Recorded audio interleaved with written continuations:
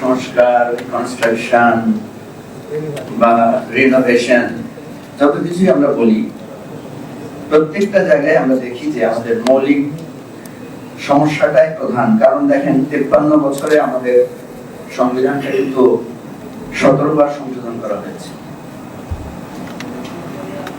তাহলে আমরা কি বেনিফিট পেয়েছি? আমাদের প্রেসিডেন্সিয়াল সিস্টেম থেকে আমরা পার্লামেন্টারি সিস্টেমে এসেছি। অনেকবার নানা ধরনের কমিশন পরিবর্তন করা হয়েছে, কিন্তু কিছুদিন পরেই আমাদের সব সংস্কার থেমে যাচ্ছে বা আবার পুরানো জায়গায় ফিরে যাচ্ছে। যেটা জিলু ভাই হয়তো বক্তব্য বলেছেন যে 90-এর কথা কেন আমরা বলি না, ভুলে যাই কেন। আসলে আমাদের 90-এর স্মৃতি যাদের আছে, আমরা তখন আমাদের উত্থিত আজকে যারা জুলাই বিপ্লব করেছে, ওই বয়সে আমরা কিন্তু 90-এর অভ্যুত্থান করেছি বা আমরা ছিলাম সেই রাজপথে। 90-এর স্বপ্নটা কিন্তু পরবর্তী রাজনৈতিক যারাই 90-এর বিপ্লব করেছে তাদের হাত দিয়েই তারা সেটা ধ্বংসপ্রাপ্ত হয়েছে। যেমনি ভাবে শেখ মুজিবুর রহমানের হাত ধরে কিন্তু গণতন্ত্র ধ্বংস হয়েছে বাংলাদেশের প্রথম বাকশালের মাধ্যমে। 250 বছর আমেরিকান যুক্তরাষ্ট্রের এই শাসন ব্যবস্থা আমরা যদি দেখি, দেখবেন তেমন কোনো কাঠামোগত পরিবর্তন হয় নাই। এবং একটা 14 পৃষ্ঠার তাদের কনস্টিটিউশন, সেখানেও খুব বেশি অ্যামেন্ডমেন্ট আমরা দেখি না। তো এই জায়গায় সেজন্য আমি বলছি, যদি সম্ভব হতো, আমাদেরকে সবাই বলছে আমরা একটা বিপ্লব করেছি, সম্ভব যদি হতো একটা বিপ্লব করতে পারলেই সব সমস্যার সমাধান করা যেত। তবে আমি একটা বিপ্লবের সম্ভাবনা দেখি। আজকে যে গণ অভ্যুত্থান হয়েছে, যে প্রত্যাশার স্বপ্নটা আমাদের বুকে আমাদের তরুণরা জাগিয়ে দিয়েছে, এর স্রোত ধরে হয়তো একটা বিপ্লব হবে। আমি খুব আশাবাদী সামনে। সংস্কারের জায়গাটা যদি আমরা বলি, আমাদের দেশে তো সংস্কার বাদী বলে একটা গালিও তৈরি হয়েছে, যে গালিটা আমি একসময় খেয়েছি সিরিয়াসলি। সেই জন্য সেই পদ বাদ দিয়ে নতুন করে একটা কাজ শুরু করেছি। সেটা একটা আলাদা বিষয়, কখনো সুযোগ হলে আমরা সেই স্মৃতি বয়ান করব। সংস্কার কখনোই করা যায় নাই, দলে তো করা যায় নাই, আমাদের বিভিন্ন ক্ষেত্রে সেটা করা যায় নাই। তবে দেখেন, সংস্কার ছাড়াও এই ট্র্যাডিশনাল যে সিস্টেম আছে, সেই সিস্টেমের মধ্যেও কিন্তু আমাদের কিছু কিছু গ্লোরিয়াস বিষয় আছে। যেমন আমি একটু আগে মজিদ ভাইকে বলছিলাম যে এই গতানুগতিক পদ্ধতির মধ্যেও তো আপনারা প্রশাসন চালিয়েছেন। আমরা তো 5-7 ডিসির নাম শুনি, 8-10টা এনবিআর চেয়ারম্যান বা এই ধরনের লোকদের নাম শুনি। এদের সততা, এদের দক্ষতার নজির উঠে এসেছে। এটা কিভাবে উঠে আসলো? এই কনস্টিটিউশন, এই ট্রেডিশনাল সিস্টেমের মধ্যেই এটা উঠে এসেছে। বা কিছু কিছু প্রতিষ্ঠান যারা মাথা উঁচু করে এখনো কাজ করছেন, বা আরো ছোট উদাহরণ যদি আমরা দেখি, যেমন ধরেন বুয়েট। এই ট্রেডিশনের মধ্যে বুয়েটের ভর্তি পদ্ধতি বা শিক্ষা ব্যবস্থার মধ্যে আমরা দেখি যে তাদের একটা গ্ল্যামার তৈরি হয়েছে, যদিও সেটাও অনেক ক্ষেত্রে প্রশ্নবিদ্ধ হয়। কিংবা আরো ছোট জায়গায় যদি ধরি, ধরুন নটরডেম কলেজ। এখনো তো আমরা মনে করি যে আমরা নটরডেম কলেজে যারা পড়াশোনা করেছে বা ভালো ভালো কলেজগুলোতে যারা পড়াশোনা করেছে, তারা এখনো বলে যে আমি আমার ওই কলেজের জন্য গর্ববোধ করি। সরকার নাই, সবাই ভালো করছেন যেখানে সরকার নাই। আচ্ছা, সরকারি প্রতিষ্ঠানের কথাই বলি। ধরেন, আমি অনেক সময় বলি যে বাংলাদেশের সমস্যা সমাধান করা সম্ভব, বিশেষ করে ট্রাফিক সিস্টেম। আমি বলি যে আমাদের একটা সমাধান হতে পারে, সেটা হচ্ছে জাহাঙ্গীর গেটটা প্রতি মাসে 15 ফিট করে করে এগিয়ে দিয়ে যদি এদিকে নিয়ে আসা যায়, তাহলে ঢাকা শহরের ট্রাফিক জ্যাম, সিগন্যাল, এই সমস্ত যে অনিয়মটা আছে, এটাও দূর হয়ে যেতে পারে। আমার কথাগুলো শুনলে হয়তো আপনারা হাসবেন। আসলে এই অদ্ভুত অদ্ভুত কথাগুলো আসে থেকে, সেটা আসে আমাদের হতাশা থেকে। তো সংস্কার বা পুনর্গঠনের যে আলোচনাগুলো আমরা এখন তুলছি, যেটা আমি বলেছি যে 7টা প্রশ্নের একটাই উত্তর হতে পারে, সেটা হচ্ছে সবকিছু ভেঙে নতুন করে গড়ে তোলা। এই নতুন করে গড়ে তুলতে গেলে যে জিনিসটা প্রয়োজন, সবচেয়ে যেটা গুরুত্বপূর্ণ, সেটা হচ্ছে আমাদের একটা সম্মিলিত উপলব্ধি। এই সম্মেলনের উপলব্ধিটার জন্য আমি বলছি যে আমাদের একটা বিপ্লব হয়। সংস্কারের সমস্যাটা কোথায়? সংস্কারের প্রধান অন্তরায় কারা কারা? আমরা যারা যারা সংস্কার চাই, সত্যিকার অর্থে আমরাও যখন ড্রাইভিং সিটে বসবো, আমরা কি সংস্কার মানব? যদি দেখেন তাহলে দেখবেন যে এই প্রশ্নগুলোর মধ্যে খুব বেশি মানে আমরা খুব ভালো কিছু খুঁজে পাবো না। সংস্কারের জন্য বলা হয় যে মানে প্রবীণরা হচ্ছে সংস্কারের বাধা, বা চেয়ারে যারা বসে থাকেন তারা হচ্ছে সংস্কারের বাধা। আমরা যতগুলো সংস্কার কমিশন দেখেছি, ইভেন এবারে যখন দেখলাম সংবিধান সংস্কারের জায়গা আমরা দেখেছি কিছু টার্ম পরিবর্তনের কথা বলা হয়েছে। ধরেন যে মূলনীতির কথা, সংবিধানের কথা বলা হয়েছে, আমরা এটা পরিবর্তনের কথা বলেছি।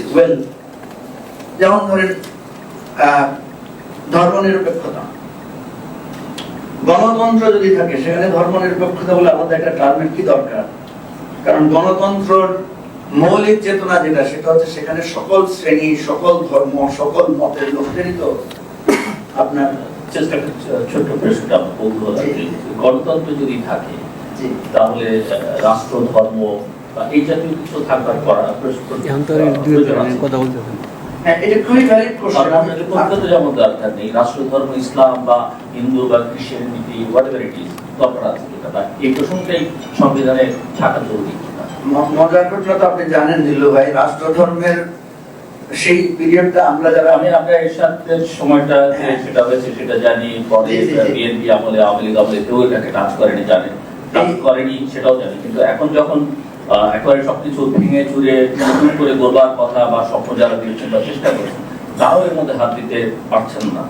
সে কারণে আমি একাডেমিক কোশ্চেন আপনার কাছে, মনে করেন কিনা গণতন্ত্র থাকলে ওই শব্দমালা ব্যবহার করার বা সংবিধানে থাকা দরকার?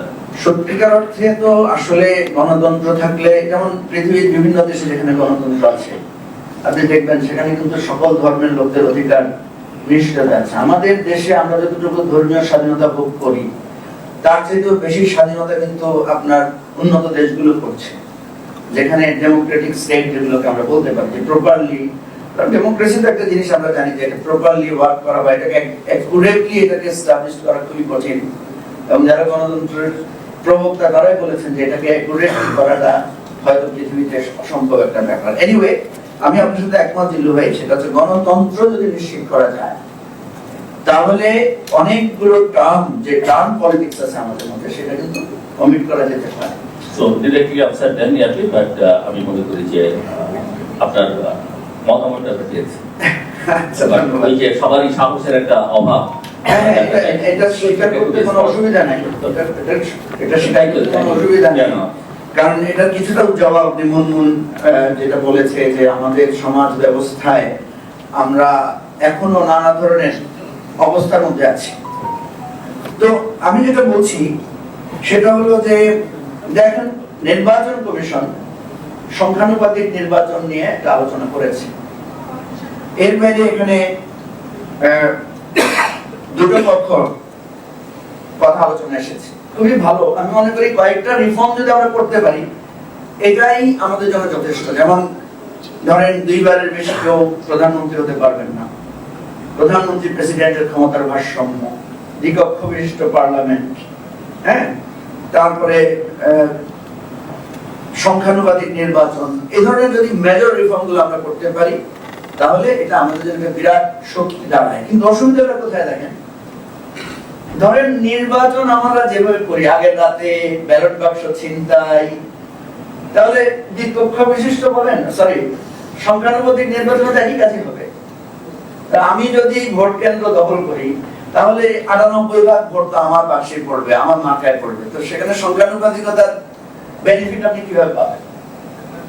সেকেন্ড হচ্ছে আপনি দ্বিকক্ষ বিশিষ্ট পার্লামেন্ট করলেন, কিন্তু যে সমস্ত দলগুলো বড় দল তারা যখন দেখে যে তার 2 জন প্রতিদ্বন্দ্বী প্রার্থী আছে, একজনকে সে পার্লামেন্টে দিবে, আরেকজনকে বলবে যে তোমাকে আবার চেম্বারে দিয়ে দেবো বা আপনার ওয়াইফকে দিয়ে সেটাকে সাপ্লিমেন্ট করবে, তাহলে তো এই ধরনের রাজনৈতিক কালচার যদি থাকে তাহলে দ্বিকক্ষ বিশিষ্ট পার্লামেন্ট খুব বেশি লাভ হবে না। একটাতে মমতাজের হাজবেন্ড থাকবে আর একটাতে মমতাজ থাকবে হয়তো। তো সুতরাং সিস্টেম বদলের কথা আমরা যেটা বলছি সেটার সাথে আবার কালচার একটা বিরাট অন্তরায় হয়ে দাঁড়ায়। আবার সিস্টেম যদি এস্টাবলিশ করা না হয় তাহলে কালচারের জন্ম থেকে হবে। এই দুটি বিষয়কে গুরুত্ব দিয়ে আমার মনে হয় আমাদেরকে একটা বিপ্লবের স্বপ্ন দেখতে হবে, কিন্তু বিপ্লব হওয়ার আগ পর্যন্ত যেটা হতে পারে, আমি একটা সলিউশনের কথা বলতে পারি। সলিউশনের কথা বলতেও যে বলা হয় না, নানা রকমের দ্বিধা কাজ করে।